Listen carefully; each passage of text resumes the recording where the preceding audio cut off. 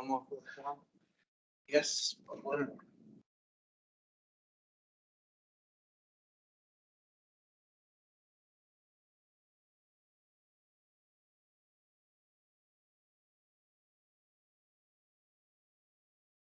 As you all know, I think Bob mentioned that he was not going to be here today, so we know that.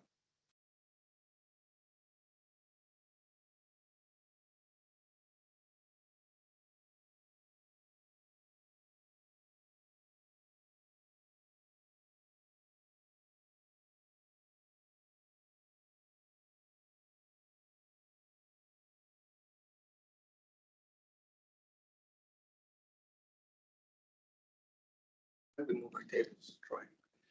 Well, so we can make sure we have the camera.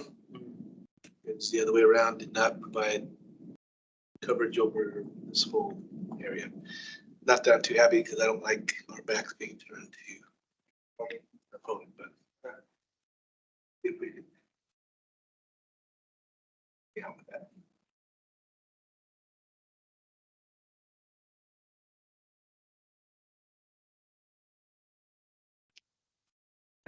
So we'll call this meeting in order on this 8th day of April. Right. Do you have any public announcements? I didn't see any. So no public announcements, but I think we have a few folks for public comment. So one of the topics that came up was in regards to skateboarding and opportunities in the community for skateboarding. So it's my understanding that some of the most fabulous, awesome skateboarders in all of Wichita are going to be here today and tell us their whole thoughts about skateboarding. So they're more than welcome to come on up and hit the podium so you can tell us what's new and great and awesome about skateboarding.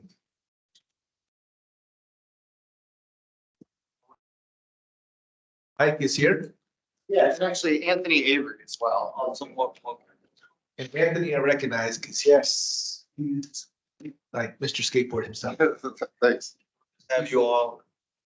He's the Tony Hawk of Wichita. Wichita. Okay, we love it. So we'll just have you state your name and your address for the record. Michael Mader, 1501 North Perry Avenue, Wichita, Kansas, 7203. I'm Anthony Avery, 1926 South Spruce, Wichita, Kansas. What's yours? Yeah, so interestingly, Maggie told us that we should show up today because they said they would be talking about skateboard parks, kind of the master plan for Wichita. For the meeting, he said, oh yeah, someone was supposed to come talk to us about this today. So we were not actually prepared to talk. We were actually coming to listen to hear what was happening. But that being said, I know that there has been some considerable movement over the last couple of years on a master skateboard park plan for Wichita. You know, in the past, there's been several facilities built across the city. And honestly, the biggest problem I think that I see with the things we have currently is that they're kind of in the middle of nowhere, some of them. The one underneath Kellogg, for example, is right next to a homeless encampment. There aren't any facilities in terms of restrooms or other things. Beyond just the physical characteristics of our current skateboard parks here in Wichita, beyond that, there isn't really any structure to it. And when I grew up here in Wichita, I skateboarded as a youngster. I by no means the Tony Hawk of Wichita. But the biggest problem is that there are no programs. There is nothing to support these kind of facilities. And I know I've talked to Maggie Ballard, one of her big top two priorities, and this was echoed by Lily Wu. She said she wanted to really have two priorities from every councilman in this next session. And one of Maggie's two was to build a skateboard park in her district. She was looking at a site, I believe at Sycamore Park, 13th and West Street. And I believe the proposed budget was somewhere around like $5 million mark, perhaps. She described briefly kind of the layout, what it would be, mentioned things like a 10-foot bowl, which would be a dramatic increase in the size and scope of the parks we have. So it would allow for larger use by that kind of community. But here in Wichita, honestly, one, we don't have the programs to build the culture to make it so that people can even ride a 10-foot bowl. to tell you the truth. It wouldn't really be utilized by the community at the moment. And then again, the lack of programs, and then also it's Kansas. And really, when can you comfortably do things outside? Today is a little deceiving. It's very nice. But really, 6 months out of the year, it's either too cold or too hot to utilize some of these facilities. So that all being said is kind of background. Ant had an idea, Anthony, sorry. Goes by Ant's nickname. Anthony, he had been working on a project that he had envisioned for a while, and maybe you'd want to tell him real quick how you came upon this, because originally he had the idea of doing a private indoor skate park, thinking that really the facilities we have now, what it doesn't have is have a climate controlled environment, and it doesn't have programs, things like lessons, things like camps, things like, just events that get people excited about skateboarding. Yeah, But one day you actually went to a place. Well, you were able to be in a position to show me some really cool places that I thought were beyond the best that we could ever hope for. Because what we really need is, like you said, just to really piggyback off of what Mike was saying, and then really just speak to the need of what we have. It's great if we just throw some parks out, guys, but they're going to be beyond underutilized just because of the main points to be made. With the weather, I don't know if you guys seen the park downtown right now. I'll be happy to show you guys some pictures because I go there to clean it up about every 2 weeks or so. But right now it's like it's a shanty town. There's no way that that's one of the biggest skate parks that was city built in the United States of America. And so there's no way that we should try to do something like that again when we know what's going to happen without programs and without somebody to really house and take care of it through events and really making sure we maximize the use of it. But I mean, right now, my main focus when I first started working with Michael was I was going to just do it privately, but the resources and things I could do with working with you guys would be beyond. I've got a skate initiative and several different programs that I've been already running through my Kansas Skateboarding Foundation. And so if we could just piggyback and work together on a lot of those, I think those would be game changers. I do think it's beyond necessary to have an indoor facility that's climate controlled, which is something that I've already have. We already are working on some groundbreaking things with that. Just something that we can continuously change. Again, we can have our events. We can have lessons. I've already got people on staff to come and, really educate not only with the skateboarding culture, but let's teach some of these guys to start their own businesses, things like that. And those are things that we already have that are in the works. Here we go, right here. I've already been running a regional skateboard tournament that I've been doing annually about 4 times a year. Again, with the facility that I'm going to build, I'll be able to control it. I mean, we're talking craziness that we'll be able to do and really bring a lot of notoriety back to the city. In Kansas, Wichita is a skateboarding hub. You've got some of the craziest natural spots. And one of my ideas is to build a contest series around some of those natural spots. I mean, I can show you guys video footage of kids from across the country that literally travel here just to get one trick at one of these spots because of the notoriety that you get from it. So I think if we could again own some of that and bring some of that together.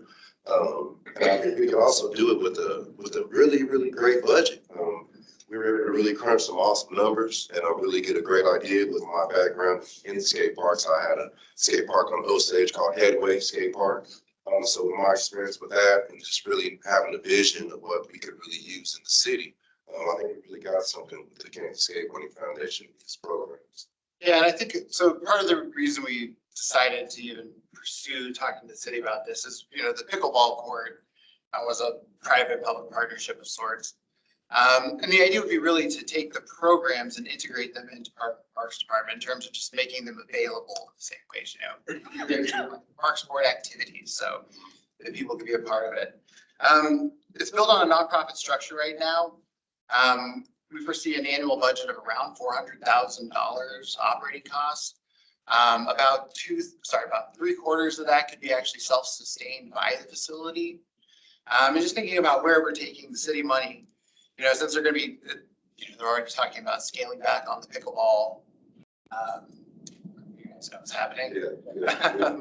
But this would maybe be a smarter way to do it. And Anthony, with his experience of already running programs, kind of the vision of what it could be, and his position in the skateboard community. I think would be a great person to be able to Thank you. work with the Parks Board, the city of Wichita. To do something. So anyway, at this point, we just kind of wanted to throw out the ideas, get you guys thinking about it. We do have some kind of general one sheets. I only brought 4 of them though.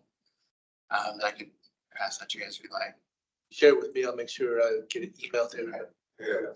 Just a question, do you guys, so the Kansas Skateboarding Foundation, that already exists? Correct. You're already running program, do you use city facilities for that already, or where do you? We've been building our own. Okay. Like we did one during the open streets. We ran a wheelies and weenies contest. So we utilize events like open streets or somewhere where I can kind of build something and take it and kind of keep it as free as I possibly can, because that's really the basis of this, is to try to make it as free as possible, you know, as open to the public as possible. Yeah, the public partnership, really what it would allow this project to be able to do, be able to offer more low cost to no cost program, actually. One of the things Ed originally got me excited about this program was he was at a skateboard park in another city, and he just wanted to go and see the skateboard park and skate. And he showed up and they were closed that day. And the reason they were closed is because they were using as part of the school down the streets physical education, actually. And kids were taking gym. And I was just like, dude, your gym class is the skate park on Tuesdays, you know what I mean? And I really kept in touch with them, you know, speaking to them about the programs and how they're running. And I was just like, man, this is an awesome way not only to, you know, impact the community, but the school systems also. I mean, and able to work with them, you guys, and bring them all in together is just, I mean, it's a no-brainer. It's something that just has to be done. That's the only way to really bridge it all together and let them know what we have and it's available for them. It's through the school systems and through the youth. Hi. So a couple of quick comments. So I remember meeting with Anthony a little while ago. We were talking a little bit about Sycamore and the project of adding a skateboard park in that district. It was kind of looked at, not necessarily what's going to be in there. I don't think anybody said, hey, there's going to be a 10-foot bowl. I think what we said was, I think what we said was X marks the spot where a skateboard park can be designed by experts like you all. Included with that, we talked a little bit about a trail going around the whole park and just some general upgrades to the park, like some bathrooms and stuff like that. So it was an all-inclusive project, which had other aspects to it as well. Now, a couple things. We are always looking for programs, and I can't teach skateboarding. Yeah, right.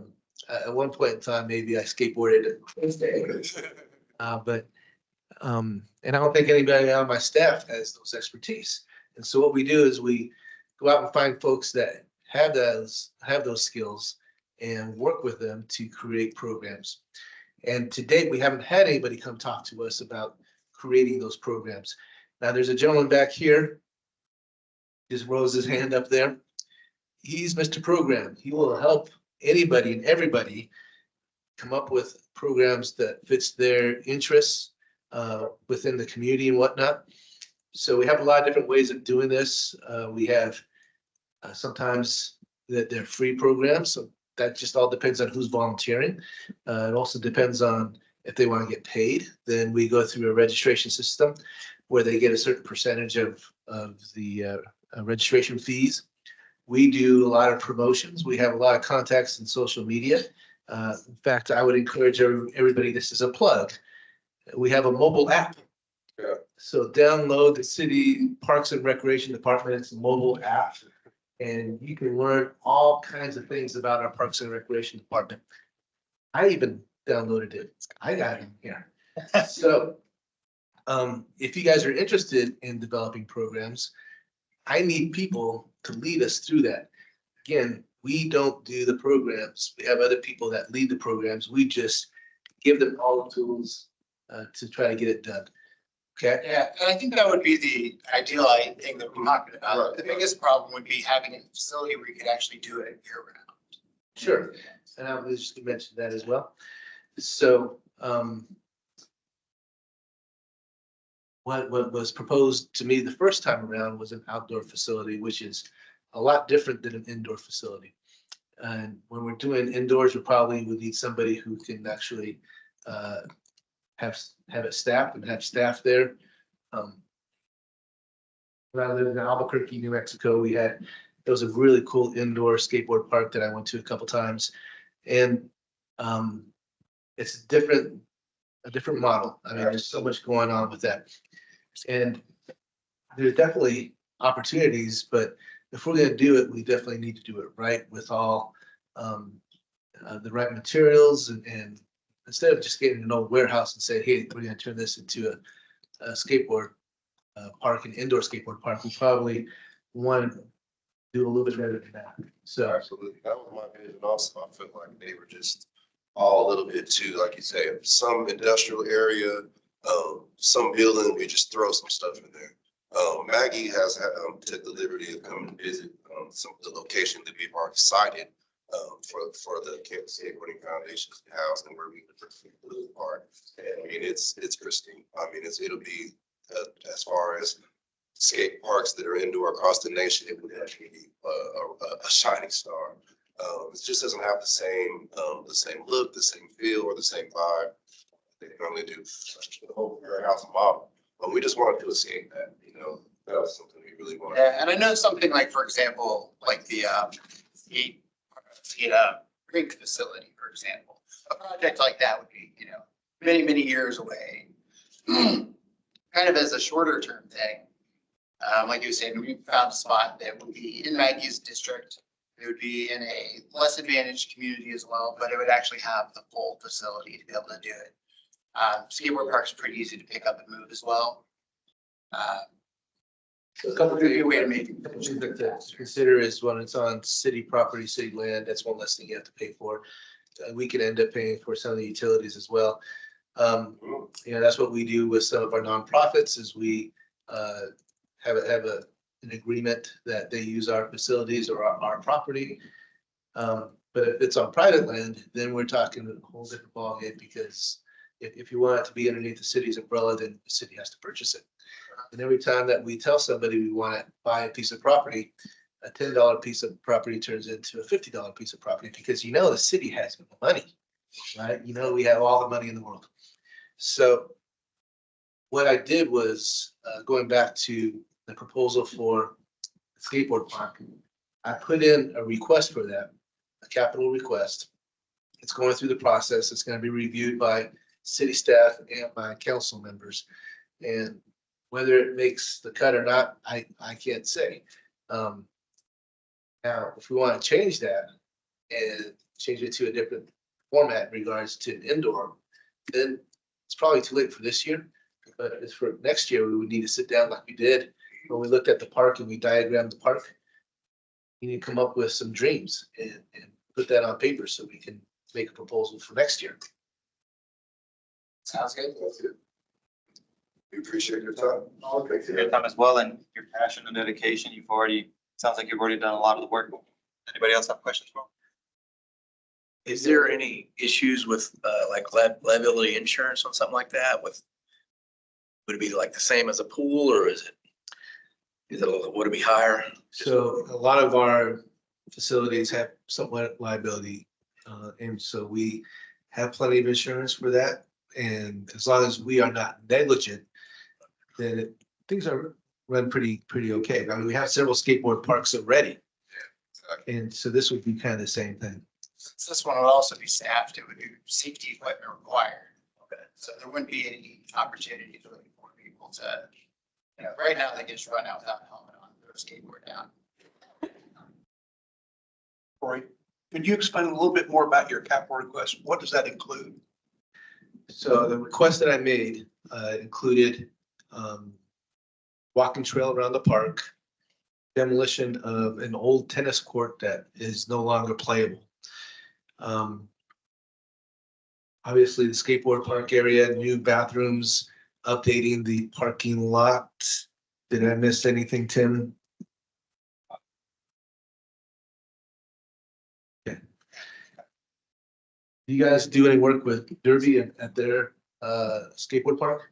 I've made several attempts to work with Derby and that skate park, but it's been, we haven't been able to really put anything in cement as far as events or any work together, just because I really hit hard on making sure that like my things are like, I'm from Wichita, I'm from Wichita. This is a Wichita organization, and we're gonna do all we can to bring in local vendors from Wichita.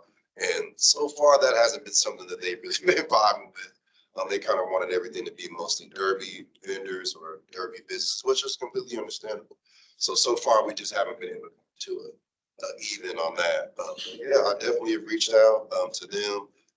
They have a really cool outdoor park. But again, one thing that they did voice to me was, but we don't have what you are offering, which is programs, contests, any events, or anything to bring, any people to really use this facility and make the most of it. And that was the main thing that really pushed me to start these programs. And then just the basic need for the community, what they're crying for, what they really need when it comes to not only the parks that we do have, but come down in the future. But yeah, I definitely did reach out to them. It's been a back and forth. Okay.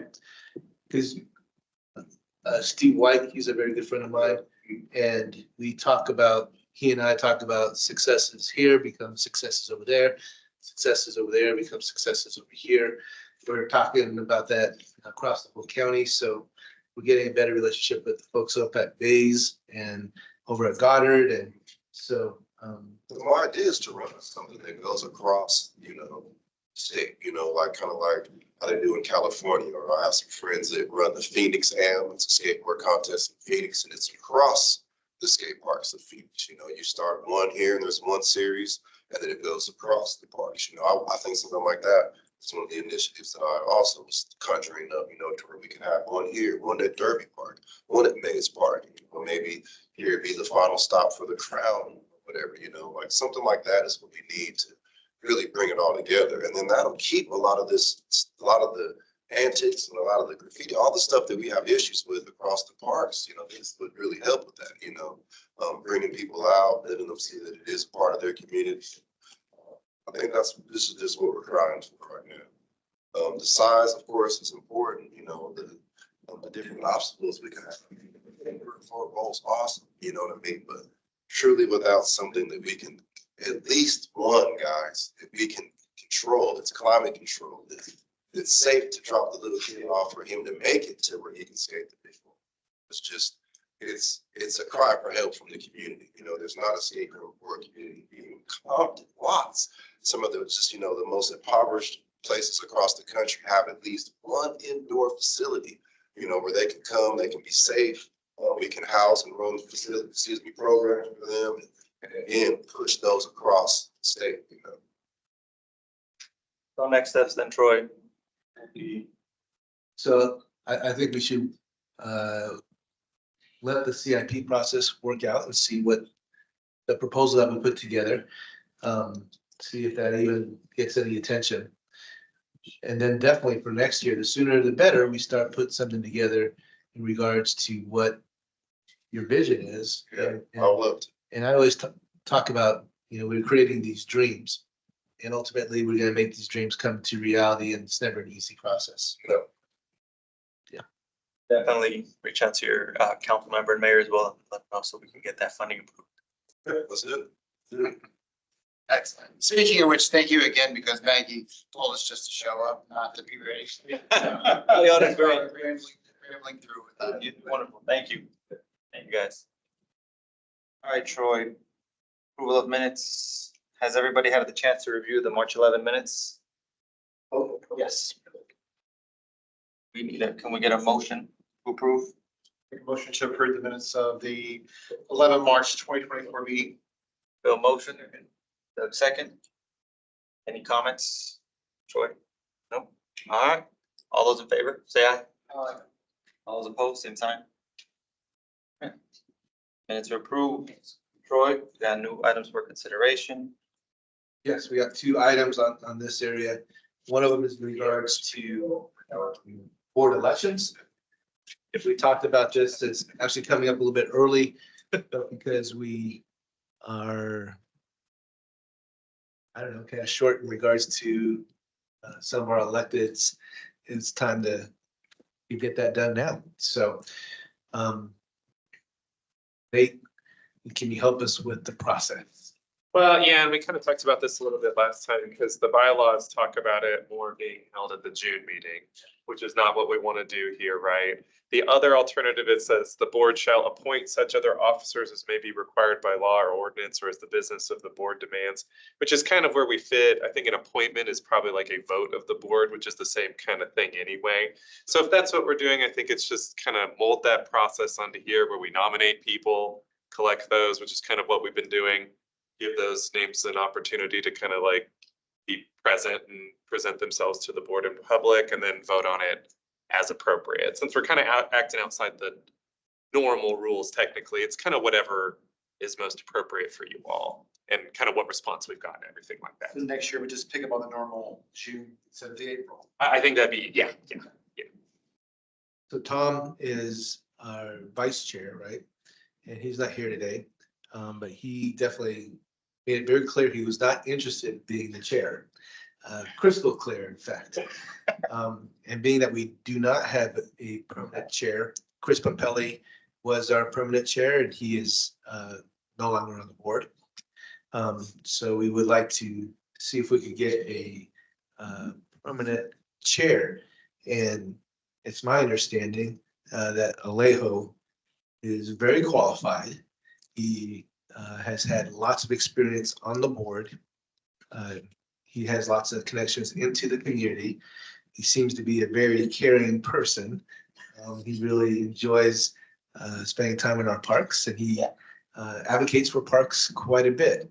I'm not on the board, so I cannot make a nomination, but I would definitely make a suggestion that the board considers somebody like Alejo. Yeah, move to nominate Alejo. Second. Oh, okay, well, since you can't do Yeah, I that, can't do that. can you ask for a vote? Since you are on the, can't do that. Yes, so they could vote in, who all's here? Can I vote for myself or vote for myself? I'll abstain. Okay. I think it's gonna. Yeah. It's like. In favor? Yeah. Aye. Ayes have it. All right, So Tom's staying as. I think we'll keep Tom Okay. as the vice chair and you were the secretary, is that correct? Bill was our secretary. Oh. So are you interested in still keeping that role for the time? being? Yes. All right. Leo, aren't you second vice president? I was for a long time. Tom, Tom is now. Tom's the first vice president. We have Oh, then that's Phil. Phil was second vice president. second vice president. Okay, okay. same difference. I get my boards mixed up. Yeah. Yeah, no, I was. Okay. Well, very good. All right. All right, so we have a leader now. Okay, I guess we'll sign minutes. Very good. All right, our next item for consideration, we have dirt work. Yes. Troy, would you like to? I got a PowerPoint and a presentation. Okay.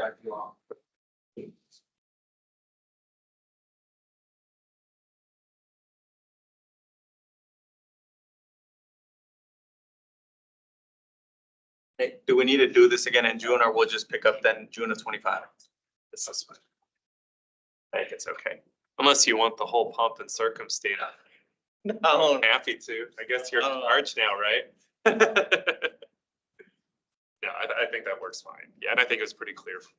That's what we were doing and everything too. I got a question. All of our terms start this month. We supposed to happen again, because like myself, Alejo, and I think even Tom, where like our new term starts 1 April. So question is kind of what, We have to swear in again beginning of the month. actually don't remember if we swear in people that are, I don't think so. I think that's just new. Yeah. New. Unless you've done something to upset the oath. No, it's like, I'm pretty sure that, sorry, yes, yeah, I don't think, yeah, just the one time. No, good question. Thank you.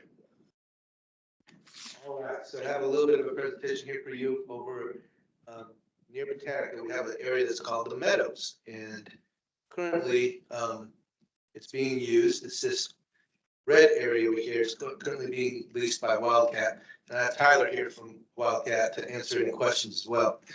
So this is a staging area for all of the water project that's going on. And so there's been some streets torn up. There's been all kinds of things, big giant pipes being placed in there, all for the water project that has been going on for the past couple of years. So they needed a space for staging, and we are leasing this space to them right now.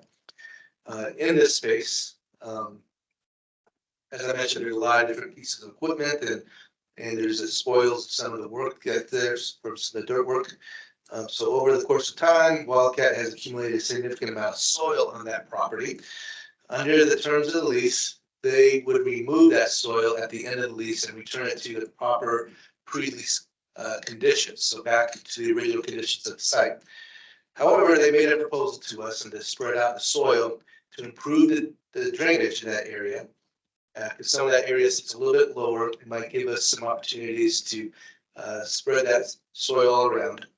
And as we use that property for overflow parking, and we've also used it in the past as a side driving range, because we had some folks just go over there and hit golf balls, and they're not necessarily supposed to. But this is just a flex area that we can use for a lot of different things. This proposal is one thing that I really like, because we could use the soil there.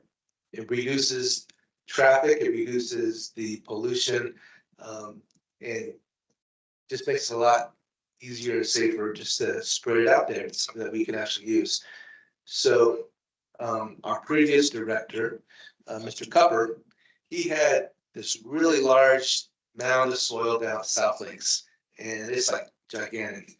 And so that is actually called Mount Cupper, named after him.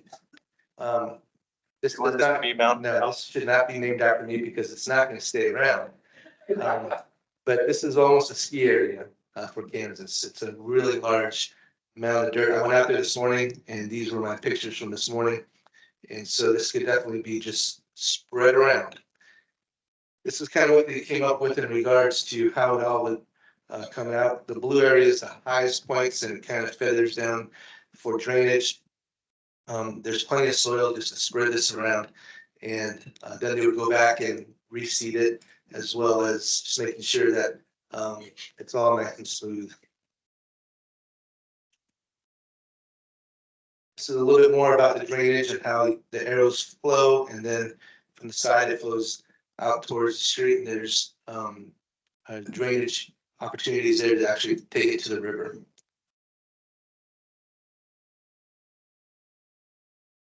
Again, this is site, and it is actually reviewed by PEC Engineering that's working on this. Our staff review this. The city manager, I took this to the city manager, and he supports this and approves this. Our watershed folks, same thing. They took a look at it, and they felt this is fine and appropriate.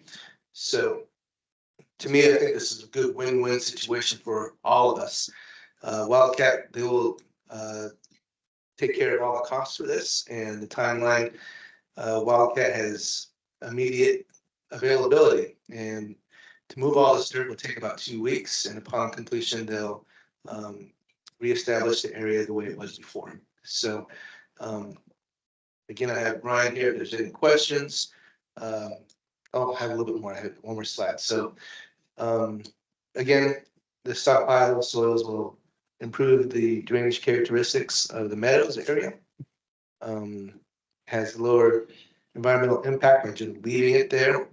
Creates less disturbance and eliminates truck traffic, as well as all the pollution. And I don't know, there'd be 60 truckloads worth, and that would just be 60 truckloads worth of fuel that's not being used.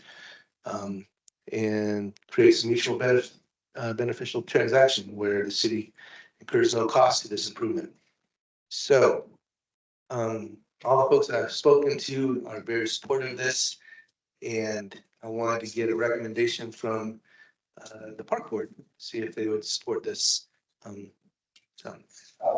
Do you guys have any questions for Tyler, or Tyler, do you want to come up? You don't have anything specific?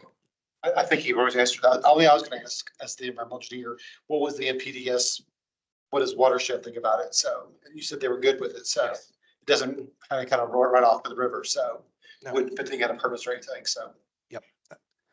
environmentally, everything checks the boxes and we're good to go. Okay, Doug, I didn't hear any downside.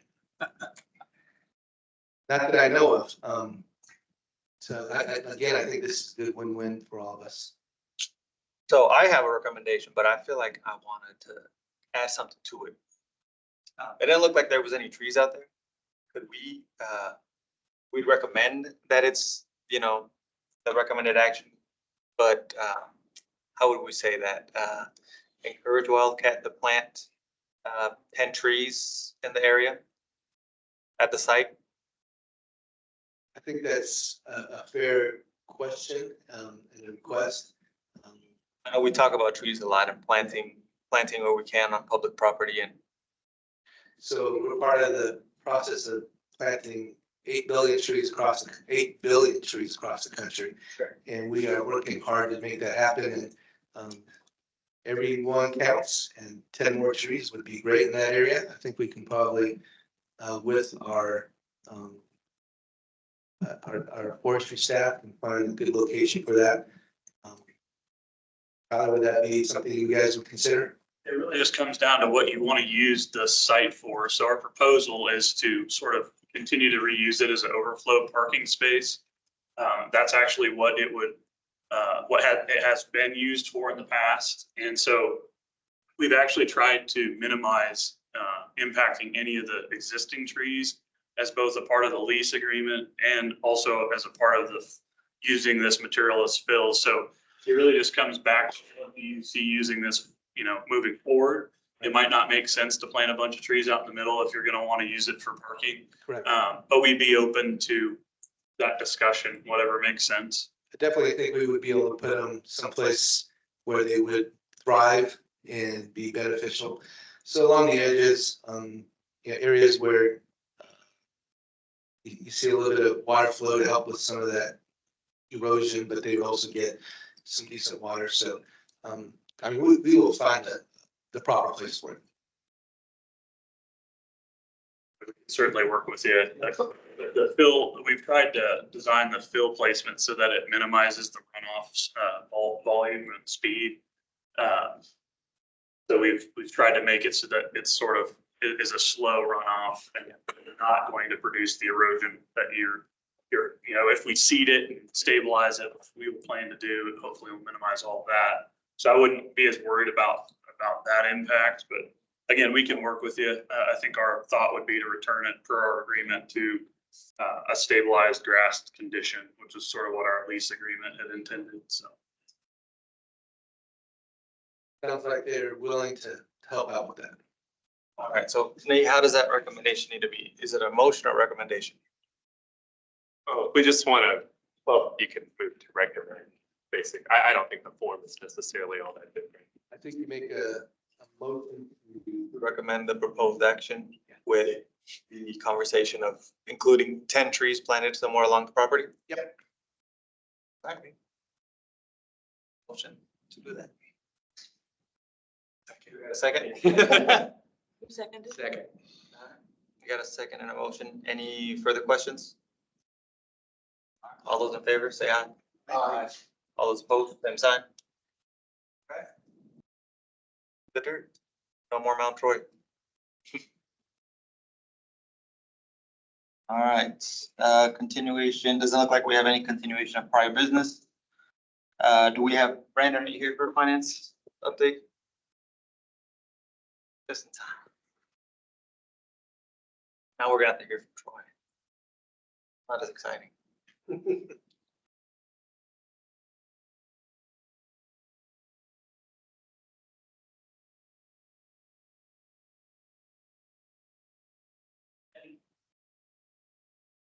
This is for the first quarter of 2014 or 2024. So looking at the revenue, we're basically on target. With recreation, knowing that it is only about 17% of our budget that we've made so far for recreation for the revenues, but we also know that most of our revenues do come in during the spring and summer seasons. especially when you're looking at pools and things like that. Park maintenance, and forestry is looking strong, with their revenue sources.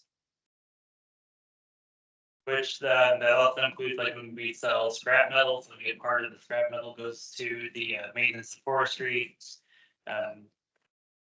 Also, when we rent some of the after park, a lot of that revenue actually goes to maintenance and forestry.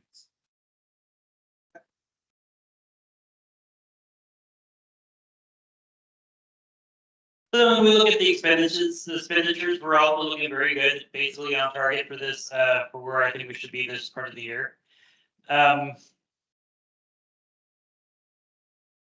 Recreation is about where I expect it to be because we will be hiring more lifeguards and things. Park maintenance, forestry also looks pretty strong. As far as we look at cost recovery, rec centers are a little bit lower, but again, we're gonna have more camps, more programming. When we look at the summer and the spring. Specialty parks, really, that's Watson. This is one of the big ones there, Watson and the tennis center. And I think I was looking at the tennis centers, we're looking at about 80%, I think, 80 in the 80 percentile cost recovery so far for the tennis center. And we're just gonna keep getting busier over there too, so.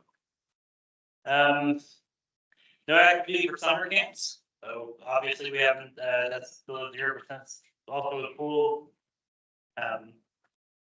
We had a pretty strong year last year, so we'll see how that goes this year.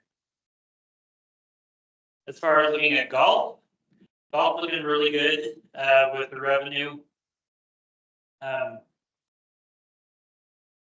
Looking pretty strong for the first quarter. Expenditures are also looking strong. Texas Solver, I know we just did some more irrigation work over there, so that's why that number is a bit higher than what I would anticipate for the first quarter. But that is like a one-time purchase for that. And then cost recovery advice looking strong. That should just increase as we continue to get more activity as the temperature continues to get warmer. With that, do you guys have any questions? Where we're at. I don't have any. All right, thanks. Go Doug.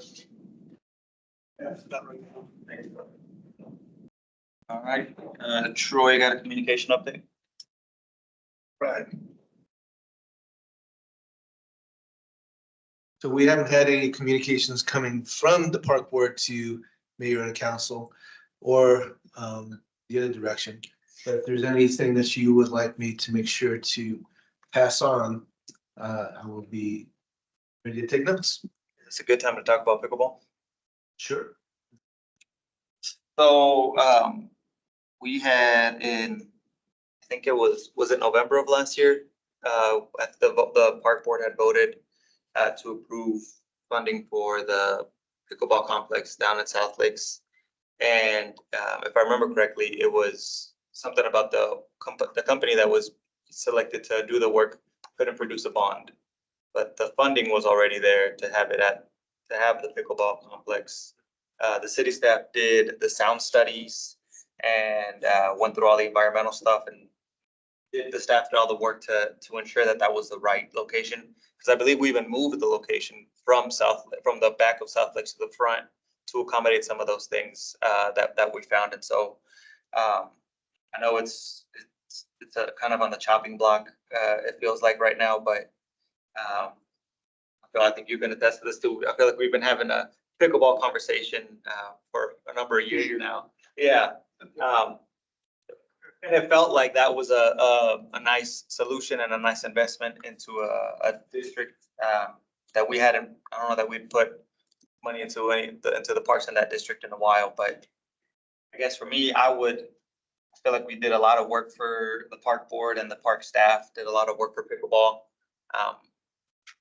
I would hate for all of that work to go, I don't know, to go and up in flames because another company couldn't produce a bond. So I guess I would I don't know how we worded this, but my recommendation, and I would recommend that if we're able to, that we move forward with the pickleball complex the way that the staff had and the park board had recommended. And I don't know if there's a way for us to present the plan the way we had to the current park board. I know we have several new members, but the park staff had done significant amount of work with with things that we hadn't even talked about, renderings and sound and all kinds of stuff. And I don't know if I think it's in Nathan's district, right? District 4. Yeah. He hasn't been, he's, Yeah. he hasn't come in. Well, I've only been to 2 and he hasn't been here, so. Yeah. I think it's, every community is struggling with how do we fund services to our in-house community. I was reading an article over the weekend that for this year, the city and county of Los Angeles, their budget for the in-house community is $738 million. And then they have another $400 million from grants from the federal and state government. So they're going to spend $1.2 billion this year and that. Their park budget is half of that.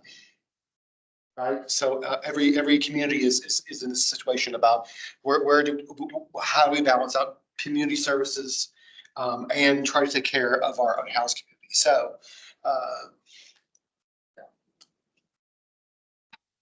maybe the community in that district did not maybe understand the decision why we chose that park, or the staff did, was because we're trying to do an economic draw for that area because it has not had any. So if we put it back into downtown Riverside, which already has a lot of other resources already to it, then that sort of defeats the purpose of what we were attempting to do, which is give it an economic boost. So, and you mentioned downtown Riverside, Troy, and I believe you've been able to communicate with the pickleball and the tennis community. So I don't know if y'all have ever seen our pickleball tennis park meeting. That was always a conversation, and a point of contention was, how do you balance adding new pickleball courts versus maintaining tennis courts? And so the staff has done a really good job of adding pickleball courts to the tennis center, but this idea of adding it in South Lakes was having a dedicated facility to pickleball. But can you share a little bit about, you had mentioned that you talked to them? Yes. Thanks for that warm up. Yeah. So a couple of things. The whole idea in regards to the pickleball complex was to reduce the conflict between tennis and pickleball, whether it's at the same location or cannibalizing tennis courts for pickleball.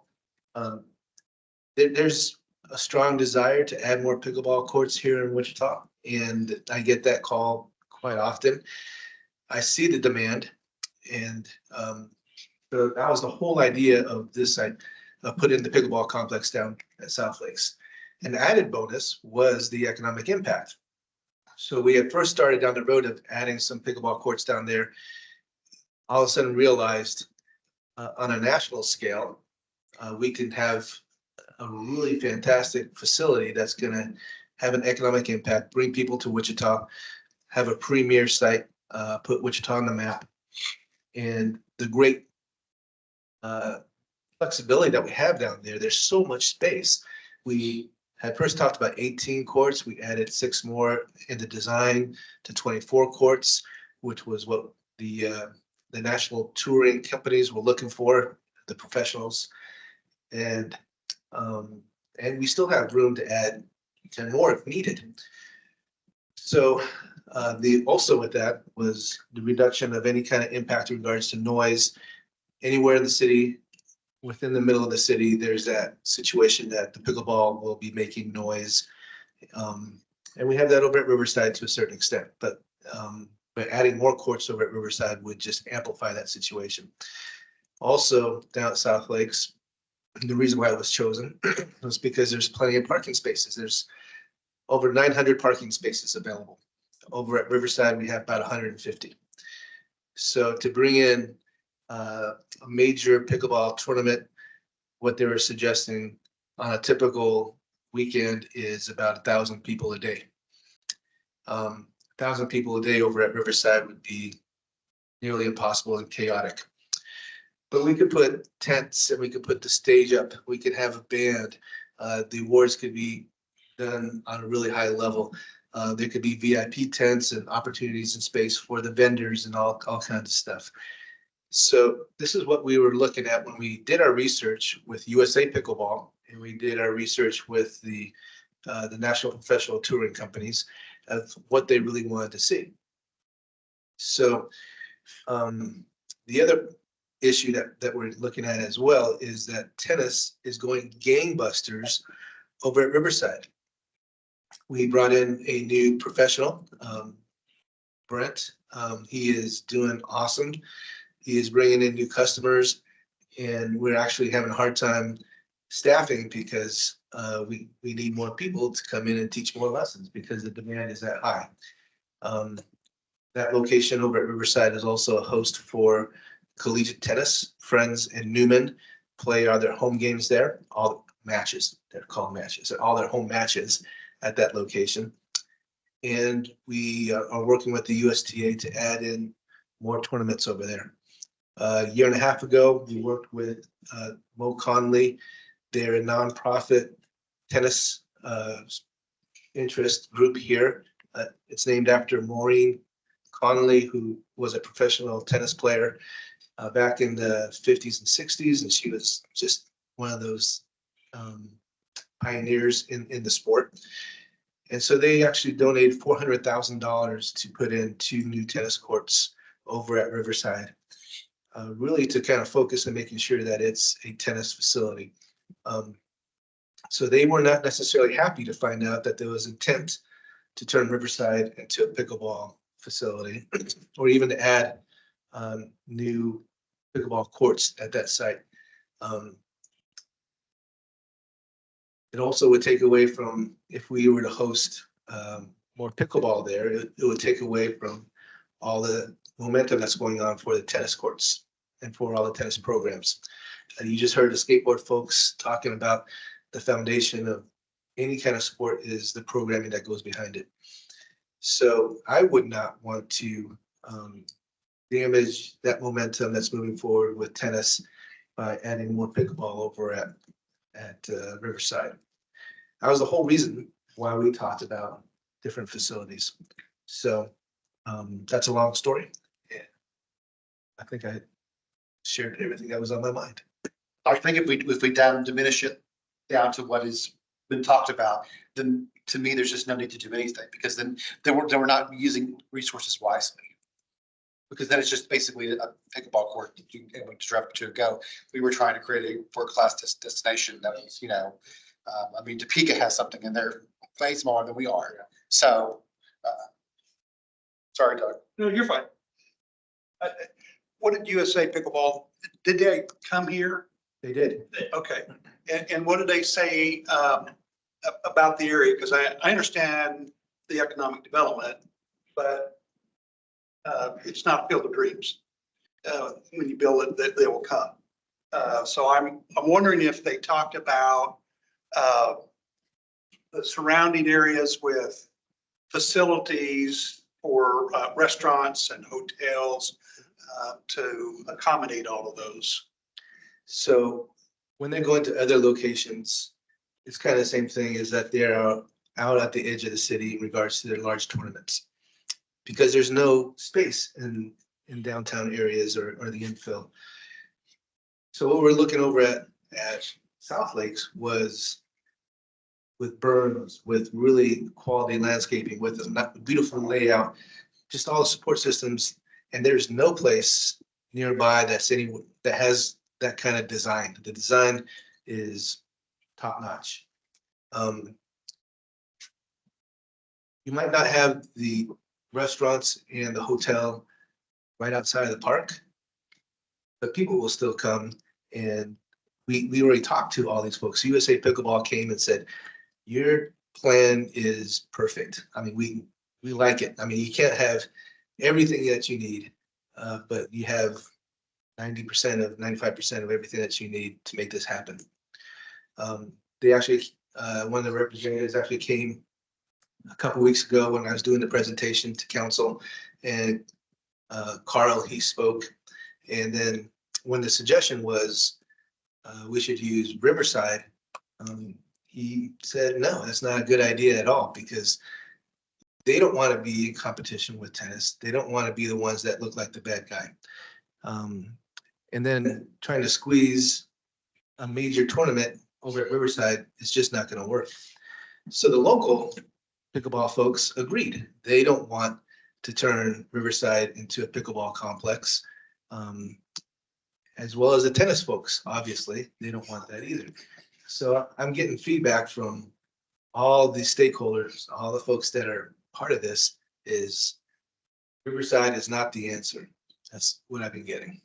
Well, I think one of the things that we talked about too initially was, I think USA Pickleball had shared a list of like their top 10 pickleball players in the United States, and I think 3 of the top 10 are Wichitans. And so, 2 of them, I don't know the third one. yeah, I can't remember there was, but I think it was like 3 or so like in the top 10 or 15. But with the restaurant thing though, one of the things that Troy and the staff did was they included really an intentional design that allowed for food trucks to come and pull up and help accommodate some of those food and drink necessities that you would have with a tournament.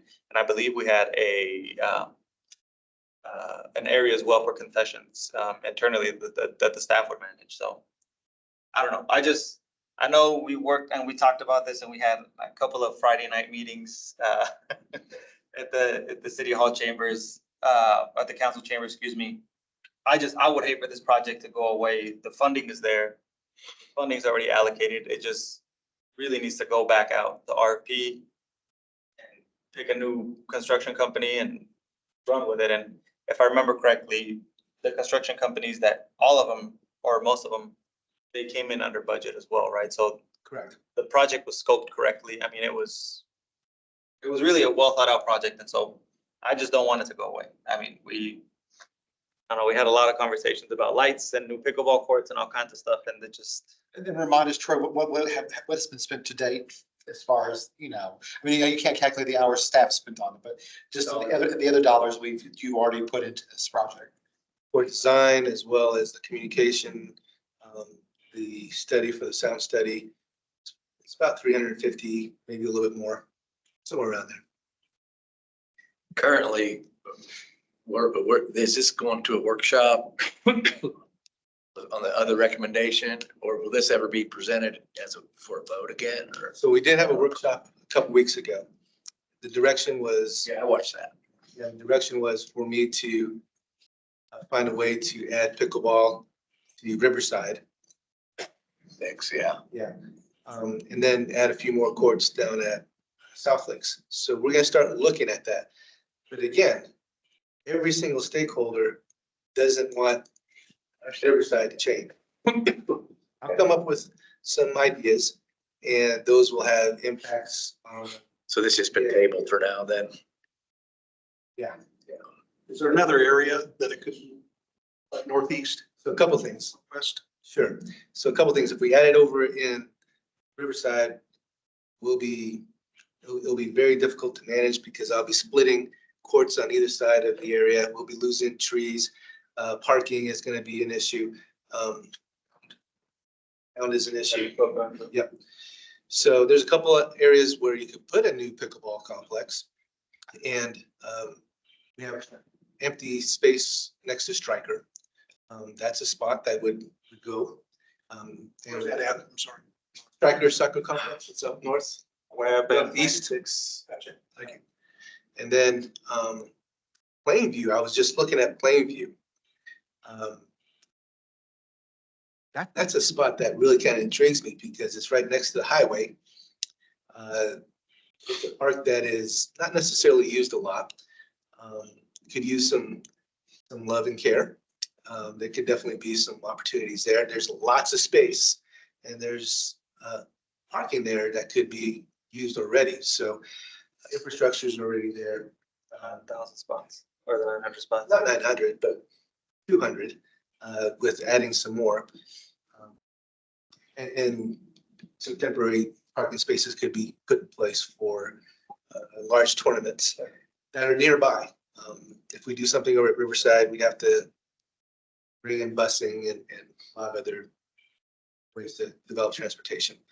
So those are two locations that I kind of thought might be interesting to look at.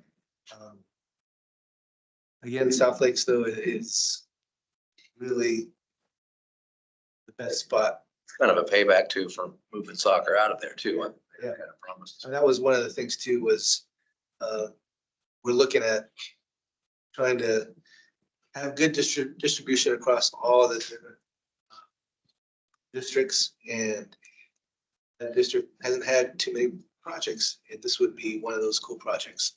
Even in Plainview District 3, we have Clap Park that's going up, right? So.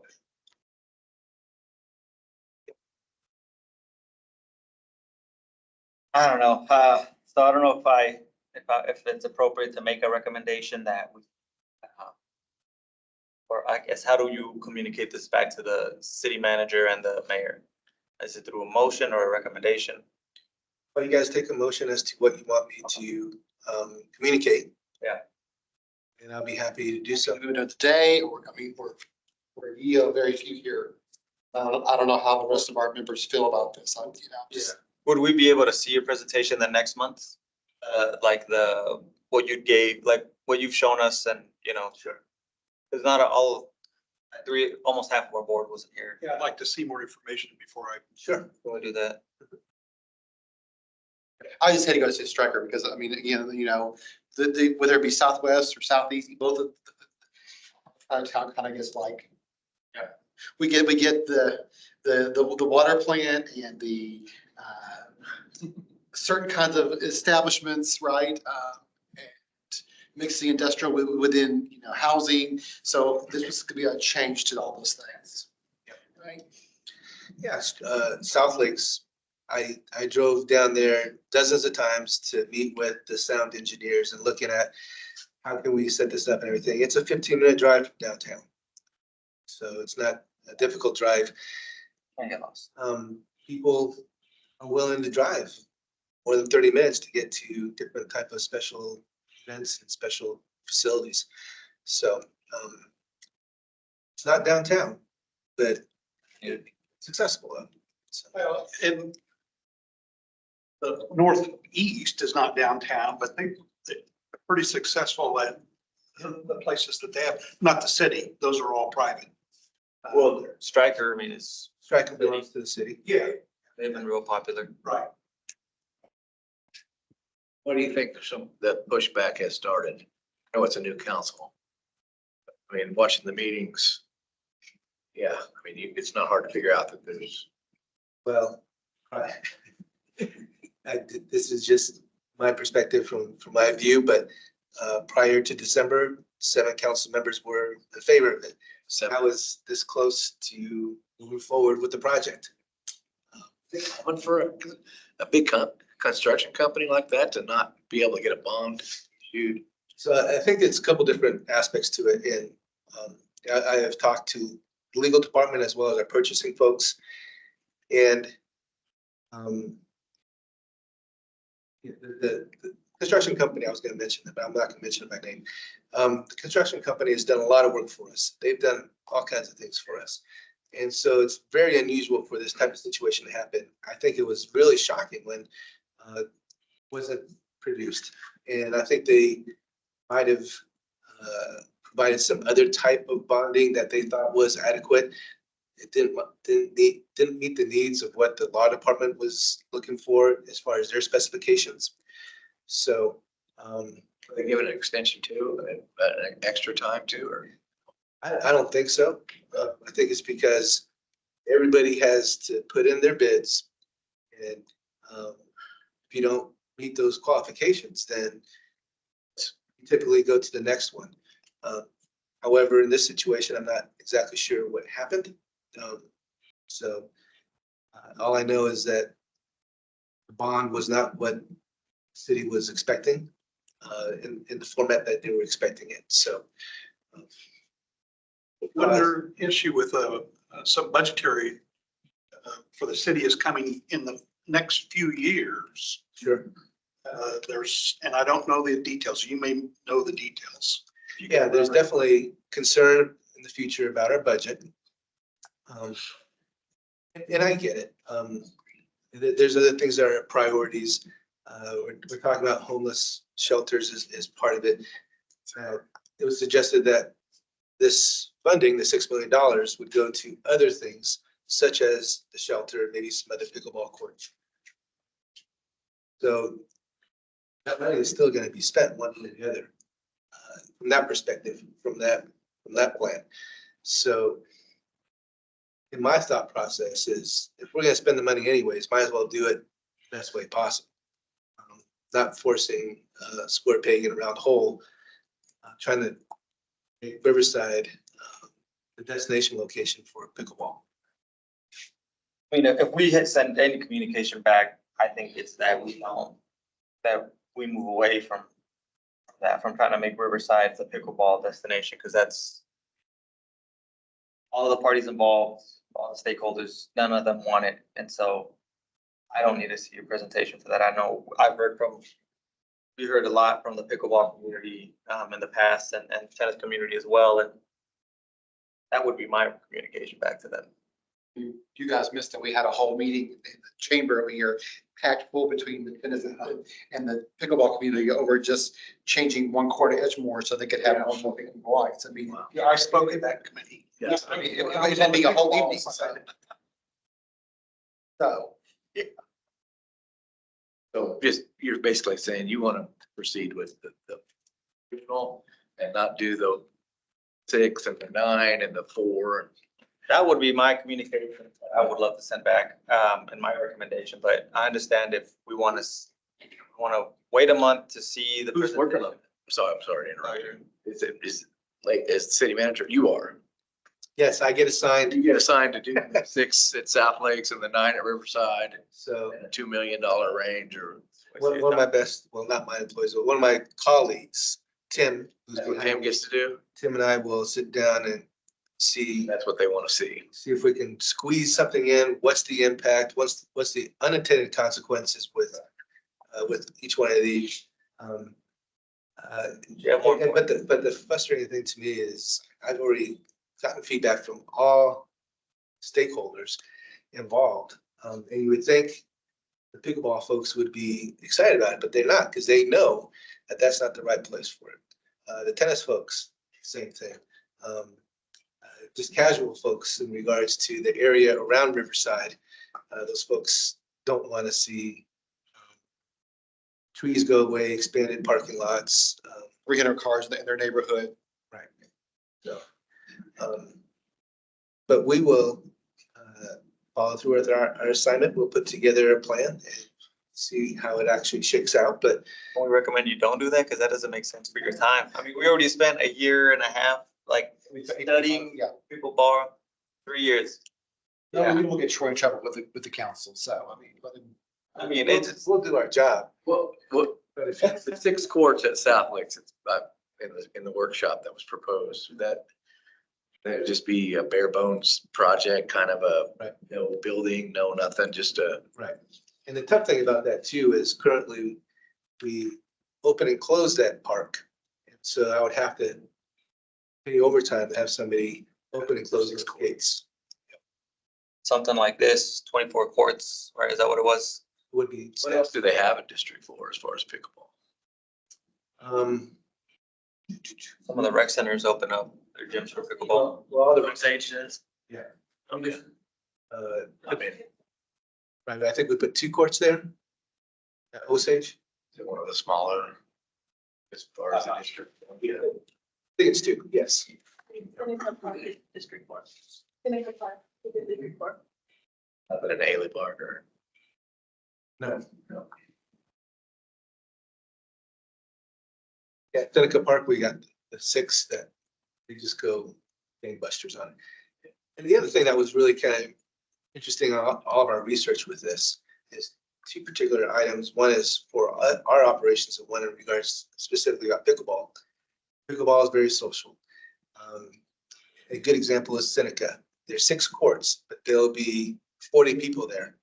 And they will take turns and rotate and they'll change team members and while they're waiting, they're hanging out, having tea or whatever it is that they want to drink, having a good time. And so when we Never any issues or nothing, not really. No. And so when we build a location with just 2 tennis courts, I'm sorry, 2 pickleball courts, they get used, but not the same way as a large facility. The idea of this 24 courts in one location was really to address that social aspect of it. So during the week, when we don't have tournaments on the weekend or leagues on the weekend, people are gathering there and there's plenty of space for everybody to play at a really discounted rate of, we're looking at a proposal about $2 or $3 an hour. Way cheaper than Chicken and Pickle, way cheaper than YMCA. I think if you're not a member of the YMCA, you're paying a $10 drop-in fee. You can't quote me on that, but somewhere around that amount. The other part of it too is just for our own maintenance.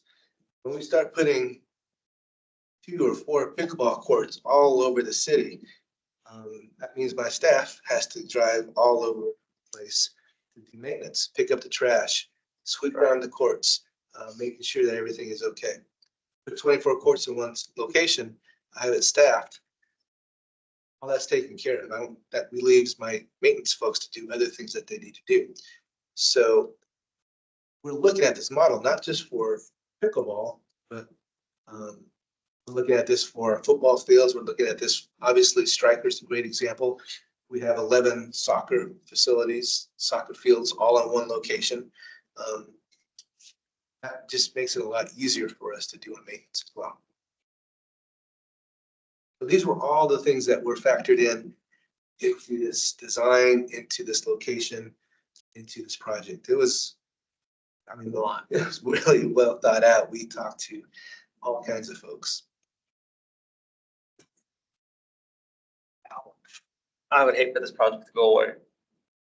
I'm a terrible pickleball player, but I was excited to go lose some pickleball games or matches.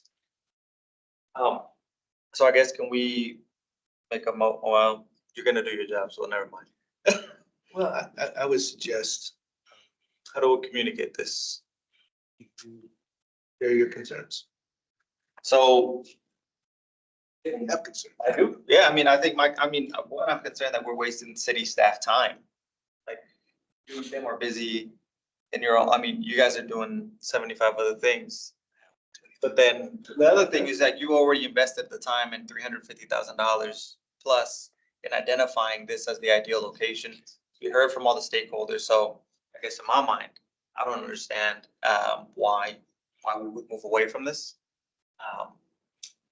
I'm just concerned that we're wasting staff's time and expertise in something that we don't need to consider. That was that. Or do we need a motion? How does that work? Communication purposes to them. Well, I think you probably need a motion That we're so that, concerned. so that you can have Okay, so I would, part of your board members. I would make a motion that the park board is concerned that staff time, that staff is not, staff time is not being considered. The investment that's been made into South Lakes Pickleball Complex is being disregarded, and we should strongly consider moving away from this idea of Riverside Tennis as a potential pickleball location. Did that capture everything, Nate?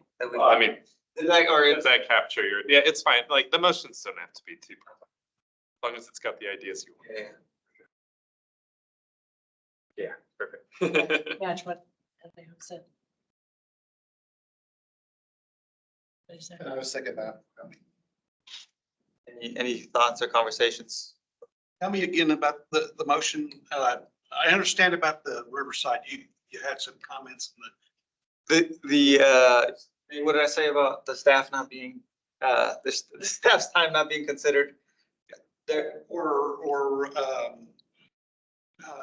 South Lake. yeah, the investment that was made already in South Lakes. I think I don't know, I've been talking to some folks too, and I'm a pickleball guy. Yeah. And I play at Seneca, and I play at Cedric County, and I play at the Y. The very first thing when they come up with this was I said that was the right idea, wrong location. And that's what I'm meaning about the hotels and not during the games. I'm just talking about, imagine yourself at Strikers. You've got all that northeast hotels and I'm gonna challenge you, Doug, and so, which district do you live in? west. I'm a at large though. Okay, so, but usually you live further out west. I'm Sedgwick County Park. Okay, so there has been a concerted effort over the years not to invest in the south end of town. Because it's where the people who are economically challenged, who are working class, and so I know it's District 4, but it's District 3 busted against it, So we consistently we get the water processing plant. We get the stores that are pornography and other things. We have the Broadway corridor, right? We basically get everything that the rest of the city does not want, right? So when you go put that out there, so we took away the soccer fields, we put it, we have north, where we moved everything to now, where houses cost, starting at $900,000. So we're already moving everything further and further out of the city until it's periphery up into the neighborhoods that people already have a lot. Right. So I think as commissioners, we have to think about all those things when we make recommendations. We may make recommendations about the use of land that we have, right? This is why we're also doing trees in the district up north, because it's also been challenged and we have a lot of old industrial areas. So we've cut trees out, right? So we had to look at things in a big picture. We just punked everything up in that northeast corridor. What do we do for the area cities like 67214 and 213, right? So we have to think about larger pictures of what we do as commissioners, the recommendations we make. And so we have this huge South Lakes property, which is what, 200 acres, which is sitting empty. And I don't think we're being good custodians of that property if we just let it sit there and we just keep mowing it. Right? So that would be my only feedback to you is that, how can we start to change the dynamic of basically both 3 and 4. This is why CLAP has become a big deal, right? Because finally we're going to invest in an area that has not been invested in 55, 60 years, right? I mean, we had let it go as a golf course, and now we're finally investing in it. The last time a house was built in the area was the early 1960s, right? So that's just my feedback. This is why we went down this road. We looked at all parks. Is that all? Oh, I guess that park is still open now. No, with Cloud Park, we went through master plan and, by the time that we got to pickleball, the balls have been. Okay, all right. Seemed like that would be a really good place, but. Yeah, and there's been designated, I mean, it's the plan. It's hopping now because it's now become the premier disc golf. Think about it. Doug that place is hopping every weekend. And the universities use it for cross country Yeah, races. So does the high schools as well. It's now they become a real good use of the property. It's available for all people. It wasn't just a Golf course. on his last leg. You got 4 golf courses making money. Yeah. Yes. Instead of 4 and an acre. Yeah. Is there an economic development study? South Lakes. So I don't think we had a study in regards to direct economic impact for businesses and those type of things. We did get numbers in regards to hosting tournaments. What would be the community economic impact, just similar to what we've done for the NCAA and for ice skating. Was roughly about $2 million a year. We hosted 2 or 3 large tournaments. The majority of the folks that are going to be coming to these tournaments are from out of town, going from one tournament to the next, over 1,000, 1,500 spectators and players, officials. So quite a few people coming. And if I remember correctly, Troy, you had shared that USA Pickleball had already earmarked the city as a location. Yeah, USA Pickleball. We've been working with them step by step on this. They've seen everything we've done. They've supported it. They spoke very highly of the project. They thought the design was fantastic. Yes, it's not downtown, but most of the times where they host these tournaments, they're not downtown. It's a great location for just the flexibility, the space and area just to spread out with not having to have impacts on other folks, on other sports, other businesses, whatnot. So, I mean, you could bring in the stage, you could bring in 20 porta potties and nobody even notices because it's so big, just such a big wide area. You do that downtown Riverside, you bring in 20 porta potties, they'll be right on the parking lot. Parking lot that we're sharing with the rowing, Wichita Rowing Association. You know, it just has so much impact that just makes those type of things difficult. So hopefully that answers your question. Is South Lake gated? You said you'd have to have somebody. It is gated. Currently, right now, we have it gated. So for a 6-ball court, that just wouldn't make financial sense to have. It would be difficult. And just monitoring, and again, all that space in this particular situation, if we just had 6 pickleball courts, would be really kind of difficult to monitor all that. I have staff out there that does maintenance out on all the ball fields, but they don't come in early because all the ball games are in the evening. But it also depends on what time of year it is, depends on what day of the week it is. If the expectation is those 6 pickleball courts would be like the ones that we have over here at Seneca. Seneca, I mean, I have staff go over there and pick up the trash, sweep the leaves every other week. So it's makes things difficult. With only 6, you probably wouldn't light it. With 24, you probably light a few.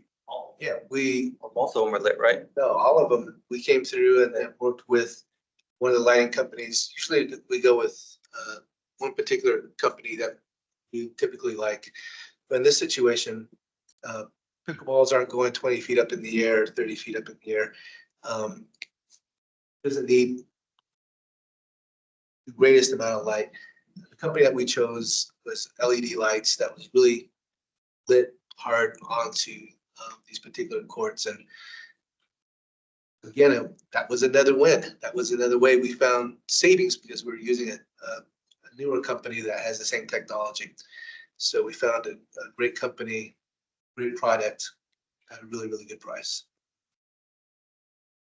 Seems like y'all did a lot of work.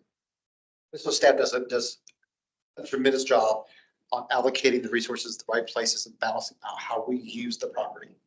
It's like having Thomas Montel use soccer fields, we were not using it. That was, you know, and it's going off like gangbusters for him up there. So, you know. Any questions? Okay. Ms. Ady? Key components to your motion: consideration of staff time, talking about South Lakes, and a Riverside component as well, I think were the main parts of the motion. Has been seconded as well. So unless there's further discussion, maybe good to Take a vote. Those in favor, say aye. Aye. All those opposed, same sign. And then could we see, would we be able to add that to the next agenda? Just overview of what all we've done? Sure. Thank you. How often this is my second meeting, how often is there 7 board? I mean, Most of the time, there's at least 6. Yeah. okay. But there is 7 though, right, Mayor? There are 7, Yeah. yep. Yep. All right, Katie, I'm sorry to delay you. No, you're fine. Yes.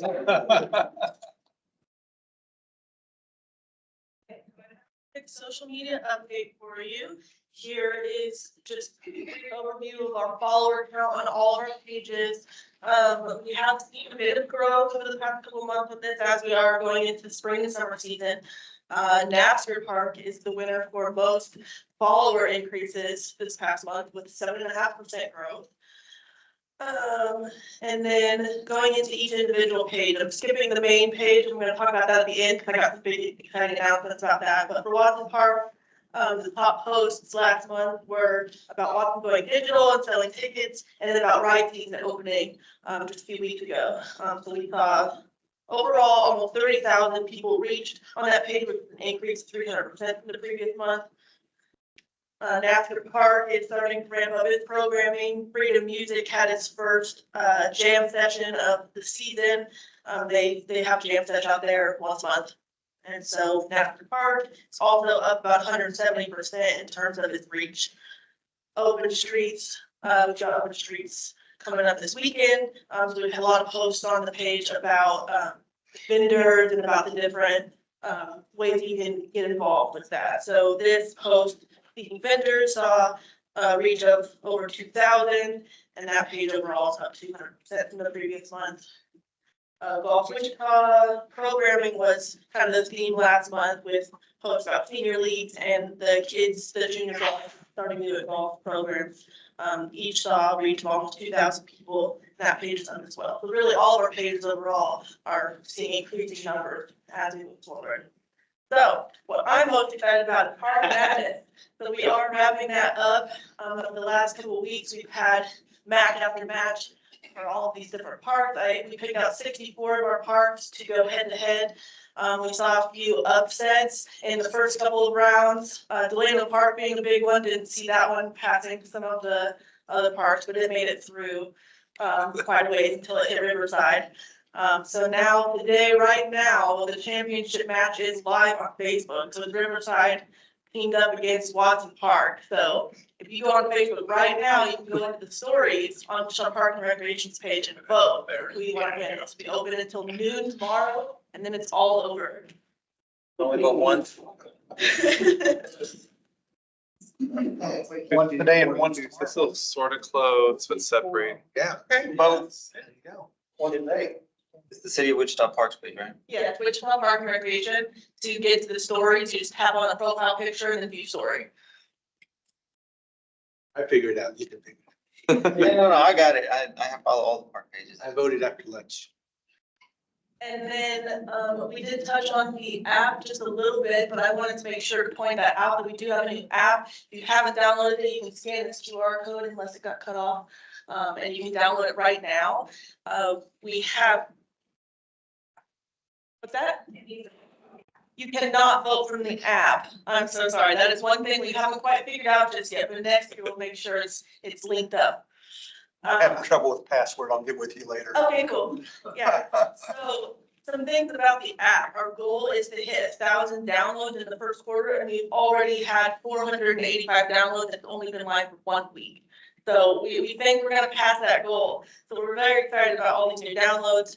And I have some notes here from Shanna. If you don't know Shanna, she is our marketing and communications manager, and she put a lot of her time and energy into making this app go live.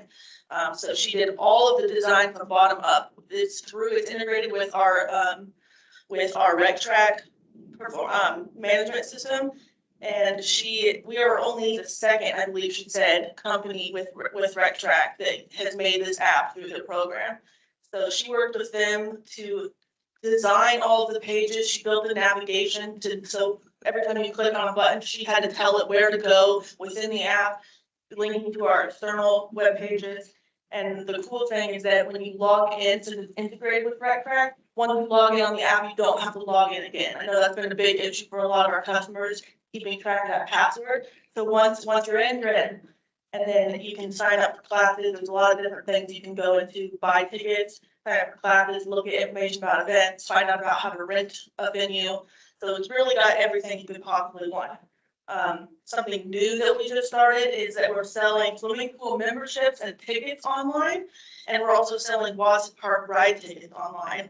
And so rather than having to go up to the site, buy a ticket, get a little piece of paper coupon, you can now get it in your app. You'll get a barcode on your phone and they can scan it on site. So if you're riding the ponies and your kid doesn't want to stop, you can keep buying more tickets without go back 50 cents a bit.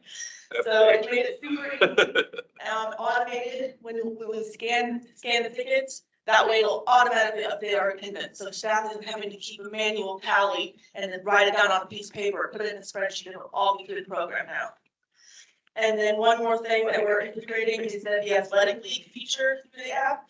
It's gonna allow the league participants to go online and see their league standings, their schedules, and a contact link to reach out to their team captain directly. So this is another way that we're making things easier for our customers, and we're making new opportunities to increase our revenue. And that's what I've got for you today. If you've got any questions, I'm going to answer them. Katie? Thanks. A couple of things really quick. We really worked hard on this. I think this is a great tool. It's going to really make us a lot more visible. I challenge Katie next year to do a men's and a women's park challenge bracket. So we definitely wanted to do that. We have enough parks for that. We can definitely have enough parks to fill up 2 different brackets. So I'm really proud of the staff with their creativity, but also trying something new. Not too many Parks and Recreation departments have a mobile app. We do. All right, Reggie, you're up, sir.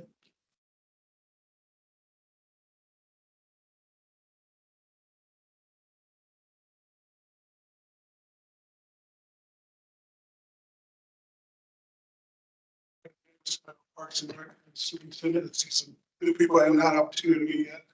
We're really excited. I know that Katie's presentation went into a lot of what we're doing to help promote what we're doing on the recreation side with a lot of programming things that we're offering, make it more convenient for our customers.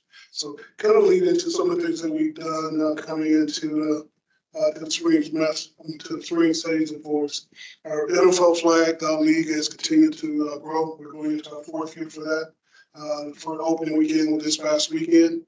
And we have young people from age of 4 years old to 15 that participating in the program. We started out in year 1 with around 100 participants, and we've grown every year to over 450. So we are getting to the point now where we're having to look at challenges in space and being able to accommodate what we have for league that's there.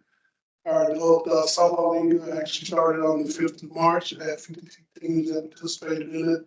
And they mentioned earlier, one of the things that we've done with the app is in the league module. Now we're able to communicate with each of those individual members and put league standings on our website for people to actually view. So I was telling the board in the past where we actually had one point of contact relying on them to actually get information out to the players. Now we're able to communicate with each of the individuals that are registered and have league standing and schedules and everything available for them to look at online. So continue to make some improvements in how we can be more efficient in what we offer. Another gentleman mentioned earlier about opportunities to work with the skateboard community within the school district. We're doing that now with some of our other programs that we offer. We partnered with USD 259, and that started in March with we host their baseball leagues and their game areas. So Wichita Heights and Wichita Southeast use Bob Thurman Field, which is over at McAdams Park, for the home varsity and junior varsity games. And Wichita North and West utilize the Kansas Sports Hall of Fame, which is over right off of downtown area. So we partner with the school district on those and looking at ways we can continue to partner in other areas.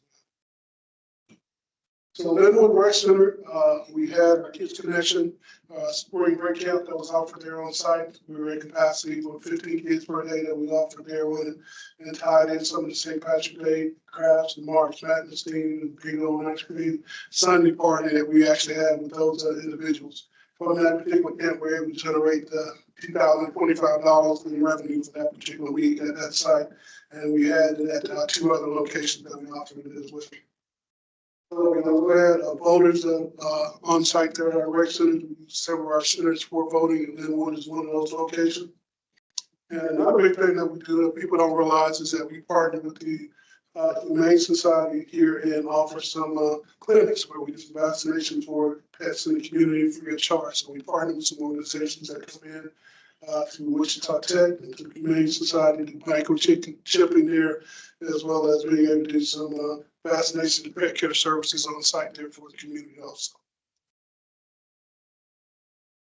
Lynette Woodard continues to be a really it's exciting for us. We're doing a lot of things. The director there does a lot with our top classes that are there. We had 102 classes that were offered there with 90% enrollment in each of those classes that we offer. 30, 45-minute classes for those young people to get a chance to get some exposure to sports and see what they have an interest in.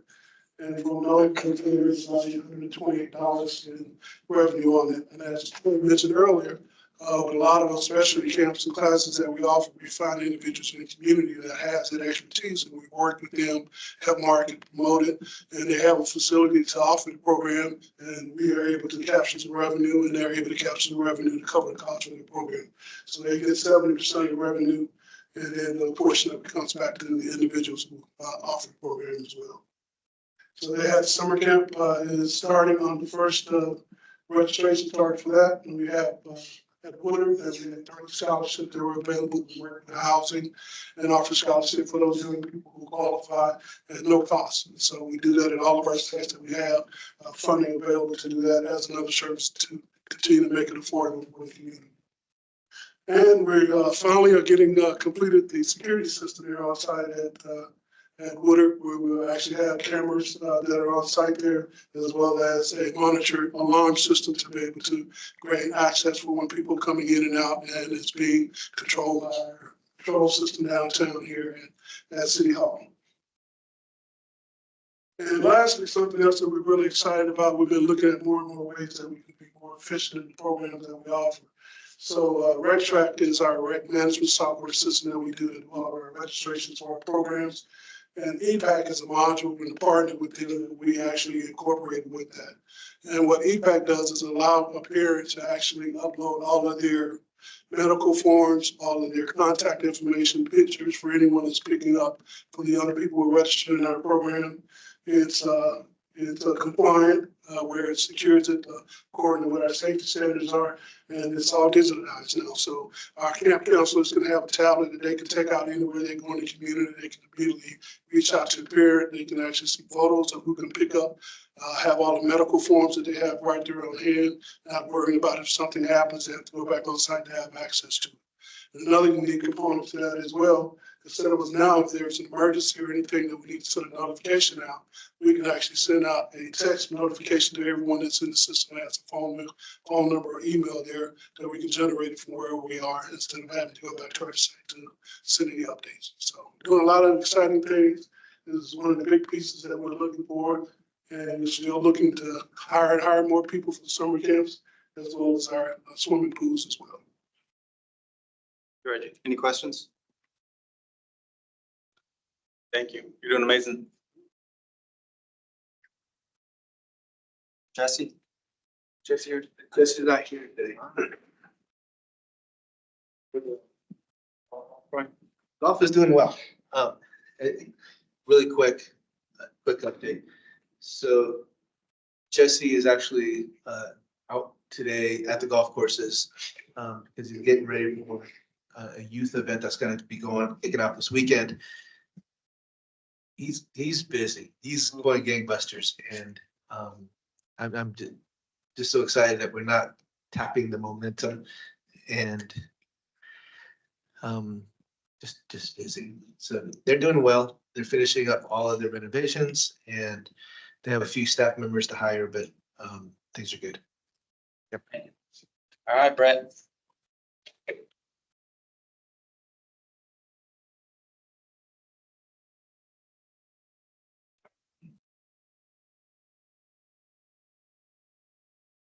Brett Russell, General Maintenance Supervisor in the Maintenance Division, Park and Rec. Covering the update for you here this month. For March, you see the numbers that are generally presented by forestry for the inspections, prunings, removals, all pretty typical numbers compared to previous months. Stump grinding, 54 of those and 46 of them for replant. So that's always a good thing when you're putting a tree back in a hole where there was one before. Log management, and then the planting contract continues. Actually, that's wrapped up from talking to John just earlier today, so that contract has finished up. As far as the support activity goes, just a typical UC maintenance for tracking daily work orders, and then the assisting water department with clearing paths to valves. So in April, they've got a stump grinding contract that's going to begin to take out 658 stumps. So all their inspections are really going to largely focus on that, monitoring that contract.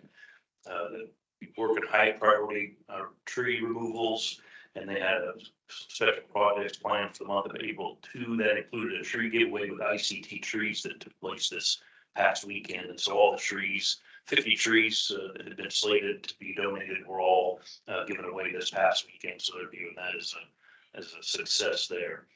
Their contract tree plantings have wrapped up, and they say they've only got a couple of days left with their in-house tree plantings before those be done as well.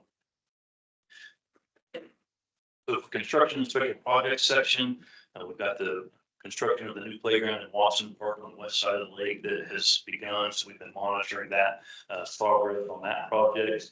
We completed in-house the demolition of the athletic courts out there at Country Acres Park to make way for the dog park that's planned there. Some memorial benches were installed. Along with that new playground at Watson, we did get 3 benches installed in conjunction with the contractors' work there. And they poured the slabs around them for us, so they're already part of that project. They're there since the playground's open. Those benches will be part of that. We removed 4 sets of bleachers from up at Bridgeport to make way for the farming operation that's going to be going in down there. I know there's some work going on with the irrigation stuff at that site as well. A lot of just typical maintenance with the bridge repair, things of that nature. We did replace the posts and header on Pat Garcia Park where the new National Fitness Campaign Fitness Club there is going in, just to make that look a little bit better with those improvements that are going on there. We finally got some benches in at Meadows Playground, which is a challenge because the moist conditions around that playground. So we're actually more happy about that than we probably should be, but it's good to have them out there. That's for sure. Again, just some typical maintenance stuff with fence repair, gate repairs. We did 232 playground inspections during the month of March, so doing pretty well. We're down 1 inspector, so those numbers aren't as high as they would typically be, but we're working on trying to get that slot filled so we increase that number of inspections. For March, we provided the showmobile for several events, including the St. Patrick's Day Parade, the cultural extravaganza, and authorized the Easter Sun Run out of Sedgwick County Park. And then we partnered with the library on installing a couple of story walls, one in Fairmount Park and one in Harrison Park. So 20 signs in both of those locations for a total of 40 signs that will help people to interact with the park. And so in April, we actually just went ahead. We just finished up the half weekend, the installation of the story walks in Buffalo and Linwood Parks. Staff will be doing just some small cleanup behind that early part of this week. Got a couple more memorial benches in out to Creek Park. We finished the construction of the concrete path there at McAdams and League 42. Turned out real nice. Going to make a nice connection between those 2 fields. Keep those that are out there from having to walk through the mud to get from one field to the other. We'll continue monitoring the construction of that playground there at O.J. Watson Park. We plan to try to start the demo of the tennis courts at Sycamore, and then right on the heels of that, maybe kind of in conjunction with that, start the construction of the sand volleyball in Evergreen Park. As far as park maintenance, which deals more with the grounds portion of that, they're busy mulching beds, doing some pre-emergent herbicide applications, dealing with some shrubs, keeping those under control. So we've got noxious weed guys out spraying when they can, when weather conditions allow. When they're not, they're supporting other crews, including the athletic maintenance crews, who are now really working hard with the fields, getting them prepped for leagues and tournaments. They provided some assistance too to the Great Plains Nature Center, providing access for fishing there in Chisholm Creek Park. So contract maintenance for all the parks has already started, with those first contract work orders being issued this past Monday. And I know we've seen mow crews out there in the parks, so that work is going.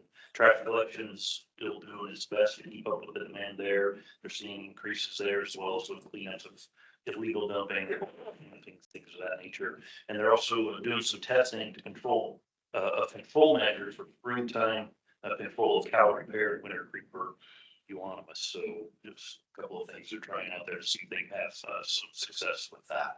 So that's what park maintenance has been up to. Happy to answer any questions if you have any. Questions? Thank you. Thank you, Brett. Y'all stay busy. I don't have an update from the Parks Foundation, except that I can't be on the Parks Foundation anymore, so we need to find a new park representative to be on the Park Foundation.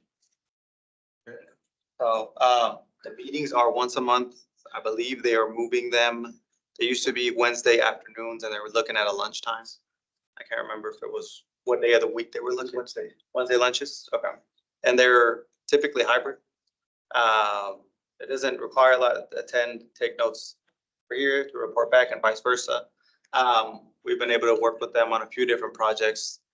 One of the big ones, or a couple of the big ones, our park downtown, slips my mind. Chester Lewis, they helped significantly with that, as well as with Clap Park. They made a significant donation as well, and so it's a fun board, but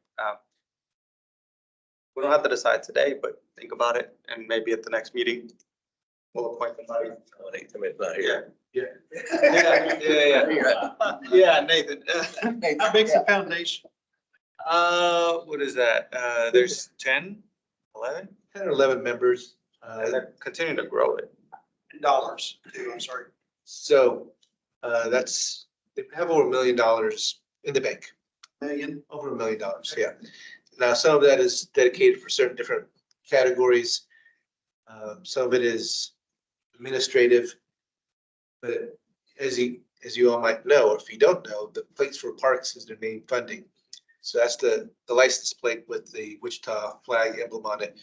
So if you get that on your car, you pay an extra $50, but that extra $50 goes to Park Foundation. And since I have 4 cars, I pay 4 times for that license plate. What is the park board member, just a non-voting member of the? Yeah, we're ex officio non-voting member. And it's great because they often ask what's going on from the park board's perspective. And when a couple times I've shared some of the projects that we are working on, and I asked for money for a particular project. A good example is I asked for $100,000 to go towards the master plan. I put in the master plan into the CIP and I asked for $400,000.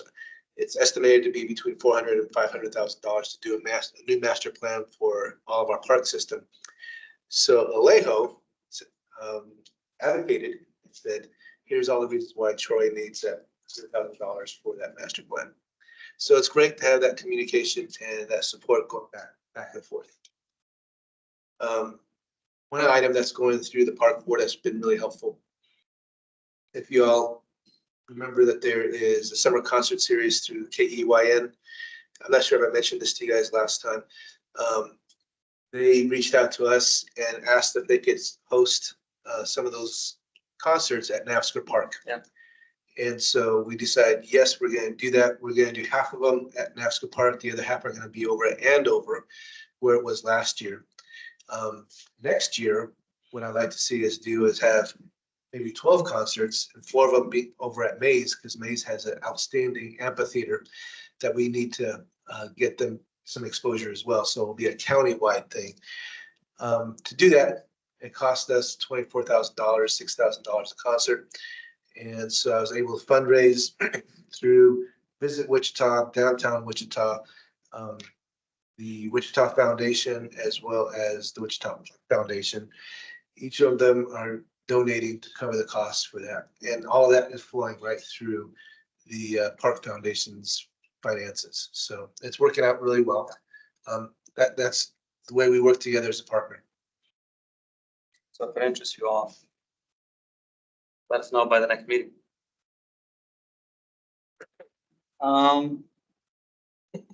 Any other thoughts, comments? President's update. I guess I'll bring it up now. Last year, I don't remember, it was maybe about a year ago, March, April, we heard from Wesley that they were wanting to purchase some parkland next to the hospital. At the time, we heard from the community and the park board recommended that we vote that down. And it was made, the comment was made that Wesley didn't have a representative there to speak. And so one of the the community was really adamant that they didn't want to see their parkland sold off to add a parking garage, because that's what Wesley wants to build. That's my district, and I agree with the community that I don't want to see the parkland sold off so that we can build another parking structure. But it's been brought to our attention that Wesley wants to re-engage in these conversations and is adamant about wanting to purchase the parkland. I don't see a scenario where I'm happy selling parkland for a parking garage. How about to pay for the pickleball complex? Well, the money's already there for pickleball. Maybe the homeless shelter. I mean, There you go, yeah. but in all reality, from my end, at the community's end, I've heard from several community members that live in the neighborhood, Sleepy Hollow, right? Is that the right, Sleepy Hollow? And nobody's in favor of this. And so I feel strongly about it. I feel strongly enough to make a motion that, we follow the recommendation that we don't sell land for the purpose of making a new parking garage, but I wanted to bring it to the park board. Troy, I think they've reached out to you as well too. But I just wanted you all to be aware of that conversation that's been happening. Anything else that you would like to add? Yeah. So yes, Wesley has re-engaged and wants to have a conversation about that again and have higher compensation than they've offered in the past. What we have kind of talked a little bit about is that Councilmember Johnson, it's in his district. I think he's giving Wesley an opportunity for an open meeting to share their ideas. And Alejo is absolutely correct, is that in the past, when Wesley asked for this, they didn't come to the table face to face. They sent the message through us as to what their offer is. And there was a lot of question about, why does Wesley need this? What's their master plan? What are they going to be doing around the campus? Are they moving parking lots and what else are they going to be expanding on? So there's just a lot of questions that whether there's misinformation or whether there's lack of communication. So I think Wesley wants to help address that. So they are going to be invited to an open meeting with Councilmember Johnson to share this information. Is that date set already? I don't think so. Once I do, I'll make sure you guys know about it. I think they're just trying to, as a lot of health systems are, to consolidate and measure their operations into a smaller footprint as possible. I mean, hence why they sold their rehab hospital out west, right? They closed it because they're trying to. But what your community saying last time, they're doing more than just that. They're also buying houses. Right. So they're encroaching into the neighborhood. So where does that? They've already switched into the neighborhood. They previously, thank you. They previously, right, not encroached into the neighborhood, but I think the point was brought up too by one of the community members that there is an underutilized parking structure that they have, as well as several surface level parking lots that aren't utilized either. So it made sense to me, like just build on the parking structure on the flat surface that you already have. So like I said, this isn't something that I can support. And I can't see a scenario where it makes sense. So I was reminded last time, it's not really our decision to make, but it is our responsibility to, inform those who we represent of our. And the community spoke, the community came out, there was several, I think we had 20 or so folks that came out and spoke about this. So I don't know if a motion is appropriate. So I would make a motion that we not sell parkland, next to Wesley for the purpose of making a parking structure. Any other discussion? All those in favor? Aye. All those opposed, same sign. Have it. All right, that's all I got. Go ahead. Director's update. Just one thing, I would all you guys show up at Open Streets on Sunday. It's over at WSU. Bring all your bicycle friends and all your skateboarding friends and all your dog walking friends. I'll be there. I'm gonna bring my dog. I'll see you there. What time does it start, Troy? What time? I think it starts at noon. Yes. Be on a boat, so. But we'll be thinking about it. We'll be thinking about it. Yeah. All right, well, I don't have anything else. Meeting adjourned. Thanks all. And you already do the. Yeah, we got our stickers.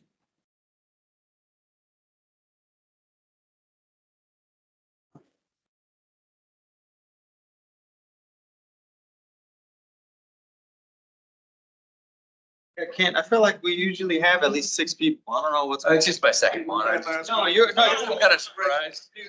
I mean, I'll miss a few, but. Eddie